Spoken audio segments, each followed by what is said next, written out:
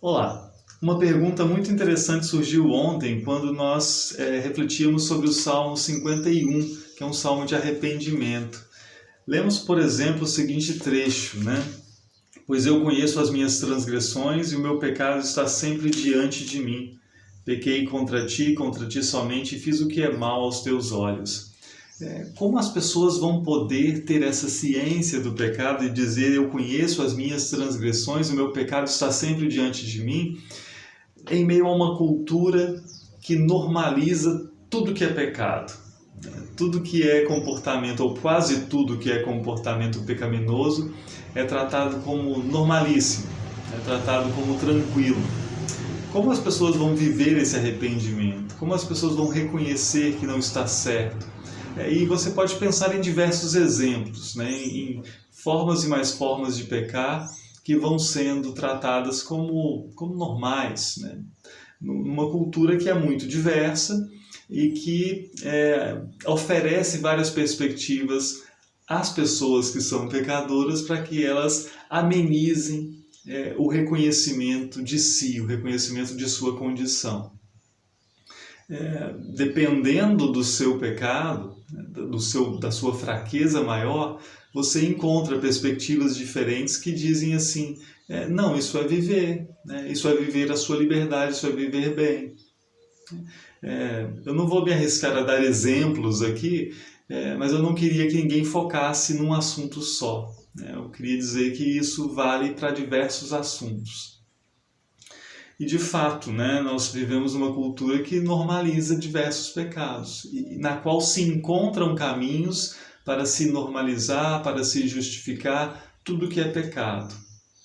E a questão é como haverá arrependimento verdadeiro em meio a isso? Eu lembro, assim, inicialmente, essa história aqui, né? Esse salmo é atribuído a Davi e o texto diz assim, né? Na nossa edição tem um itálicozinho, mas isso aqui é um texto que está no texto hebraico. Ao mestre de canto, salmo de Davi, quando o profeta Natan foi falar com ele, depois de ele ter estado com Batseba. Lembrem-se, então, que Davi vive esse arrependimento não por causa da sua cultura. Ele vive esse arrependimento a partir da palavra do profeta Natan. A palavra de Deus chegando, ela pode produzir esse arrependimento, independente do que diz a cultura. O que diz a palavra de Deus pode chegar ao coração da pessoa e fazer essa experiência da contrição, do terror de consciência, do reconhecimento de sua condição acontecer. Eu creio nisso e a minha esperança é essa. Por isso, é bom lembrar, né? Assim funcionou. No século I não era a cultura que fazia os cristãos se arrependerem. Não era a cultura do entorno que ajudava na pregação do Evangelho.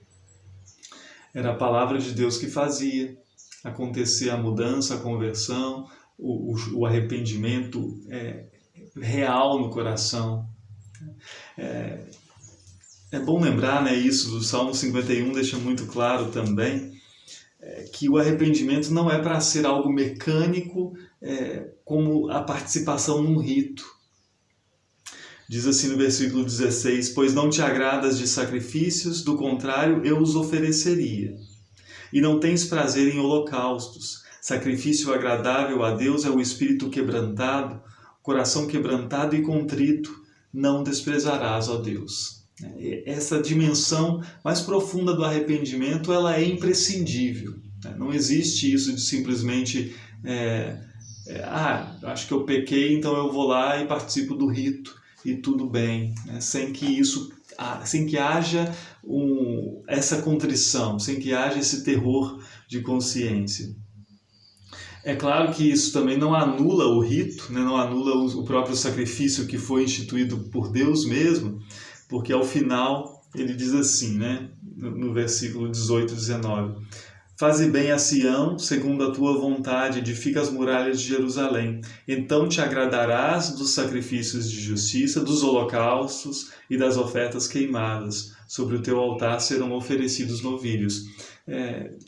Deus instituiu o sacrifício e se agrada do sacrifício quando realizado, né, na condição devida.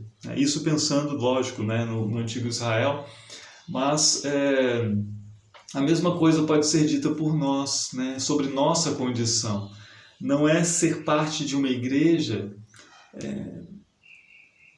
que faz com que todo o pecado da sua vida seja automaticamente perdoado e que faz com que não seja necessário viver a contrição. Nós precisamos olhar para nós e reconhecer o nosso pecado. Precisamos viver esse reconhecimento e viver isso de rasgar o coração e dizer: pequei contra ti somente. Eu fiz o que é mal aos teus olhos. E aqui tem outro detalhe, né? Esse reconhecimento se dá pela palavra de Deus, no caso de Davi, por meio do profeta Natan, e ele implica nesse reconhecimento de que eu fiz o que é mal aos teus olhos, falando para Deus, então aos olhos de Deus. Eu tenho essa perspectiva de Deus como aquilo que diz o que é pecado, o que é mal e o que é bom. Não sou eu mesmo o meu critério e não é a cultura o meu critério.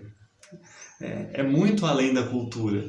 A vontade de Deus é o que diz o que é pecado e o que não é. A vontade de Deus é que me orienta para a vida, que me mostra se eu estou vivendo de forma agradável a Ele ou não.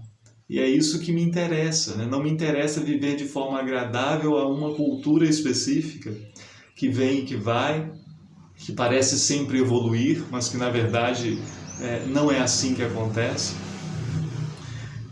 Então aqui nós temos, assim, de certa forma, elementos para pensarmos, curiosamente, né? Elementos para pensarmos o nosso tempo também. E eu diria, então, a partir disso, a partir desse reconhecimento da necessidade do arrependimento, do fato de que é a palavra de Deus que me dá a noção do que é pecado, o fato de que é a palavra de Deus que vem e produz arrependimento dentro de mim, eu diria com muita franqueza, né? O nosso grande problema nem é a cultura, nem é uma cultura que nega o pecado, porque nós não dependemos mesmo da cultura para que haja arrependimento, nós dependemos de que a palavra chegue aos corações. E isso envolve a ação do Espírito Santo. Um problema e um obstáculo, me parece, mais desafiador do que a cultura é o falso profeta. Né? São as pessoas reconhecidas como líderes, como mestres, como pastores e guias cristãos que usam a sua influência para, em acordo com a cultura do seu tempo, dizer que não é pecado aquilo que Deus está dizendo que é pecado. Aqui eu acho que existe um sério problema. A cultura, ela pode parecer um desafio, mas o grande desafio é quando ela tem aliados que são da igreja. E aí você tem pessoas cristãs se esforçando ao máximo para dizer que está tudo bem, está tudo bem. Por que isso é um desafio? Porque é um discurso que engana, é um discurso que parece ser de dentro, e aí ele pode fazer as pessoas realmente pensarem que isso é palavra de Deus. Isso é a palavra de Deus, está me dizendo que eu não tenho que me preocupar em nada com o pecado. Quando a palavra de Deus está dizendo, não é isso que ela está dizendo assim, há perdão para o pecado, mas o pecado permanece sendo algo terrível, e algo que deveria te ferir, deveria te incomodar. Num tempo em que as pessoas não querem nenhum arranhão, parece que as pessoas querem morar numa casa toda acolchoada, né? Toda cheia de almofadas, e ninguém me esbarra porque eu sou sensível, não posso enfrentar a realidade. Isso é um problema. E aí pregadores que vão fazer isso com as pessoas, que vão afagar o ego das pessoas e dar só cada vez mais uma almofada para que ela não se incomode, eles estão fazendo o serviço contrário. A palavra de Deus ela deve sim nos incomodar em muitos momentos. Eu diria que diariamente, na medida em que nós nos relacionamos com a palavra de Deus, ela nos incomoda. Depois de nos incomodar, depois de nos escancarar a nossa realidade e fazer com que nós reconheçamos, assim, inclusive a nossa pecaminosidade mais profunda. E aí eu lembro de Davi dizendo: eu nasci na iniquidade, em pecado me concebeu a minha mãe. Depois disso também a palavra de Deus vem e te dá o conforto da notícia do perdão. Mas nós não estamos confortáveis na prática do pecado. Nós estamos confortados por causa da cruz de Cristo. Porque Cristo saiu do seu conforto e veio nos resgatar e nos salvar, nós temos a tranquilidade de saber que somos pessoas perdoadas. Mas o pecado não é algo tranquilo, não é nossa casa confortável. Nós não podemos nos sentir numa situação amena e aprazível em meio ao pecado. E para isso nós precisamos da palavra de Deus, para isso nós precisamos da identificação dos falsos profetas. Isso não é para ninguém viver carrancudo, e não é para ninguém sair xingando ninguém. Mas nós precisamos ter um cuidado aqui, né? E, de novo, eu falo isso pensando em uma miríade de tipos de pecados, né? E eu vejo gurus por aí de todos os tipos. Eu vejo gurus que parecem cristãos, amenizando pecados específicos e, por isso, ganhando públicos específicos. Isso é um desafio, né? Maior do que a cultura mudando, maior do que a cultura desdizendo o que Deus diz. Bênção de Deus e até a próxima.